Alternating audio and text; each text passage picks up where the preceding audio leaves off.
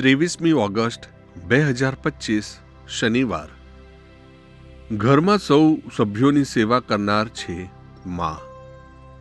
ઈસુના ઉપદેશકને પ્રત્યેક ગૃહિણી પોતાના જીવનમાં આચરી બતાવે છે. રૂથ પુત્રવધુ રહેવાને બદલે દીકરી બની જાય છે અને નિરાધાર સાસુને માં બનાવે છે. જે કોઈ ધર્મજનને ઘરમાં સેવાના સંસ્કાર મળે છે તે ધર્મ વિભાગમાં સમાજમાં સેવા કરવા આગળ આવે છે. લોકોનો ઉત્તમ નમૂનો છે ઈસુ પોતે.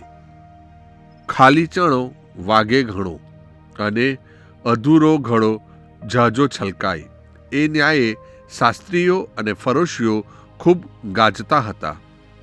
ઈસુ તેઓને માન આપે છે પણ તેઓનું આચરણ કરતા નથી. શાસ્ત્રીઓ અને ફરોશીઓ સ્થાનમાં, માનમાં, સેવા લેવામાં રસ ધરાવે છે. ઈસુ છેક છેલ્લા રહેવામાં ચમત્કાર કર્યા પછી લાભાર્થીની શ્રદ્ધાને શ્રેય આપવામાં માને છે. ક્યારેક આપણે ઈસુના અનુયાયીઓ હોવા છતાં શાસ્ત્રીઓ અને ફરોશીઓના અનુયાયીઓની માફક વર્તીએ છીએ. કોઈ પણ જાતના બદલાની અપેક્ષા વિના માં જેમ સેવા કરતા રહેવા કૃપા માગું. દુનિયાને આજે ઈસુની જરૂર છે.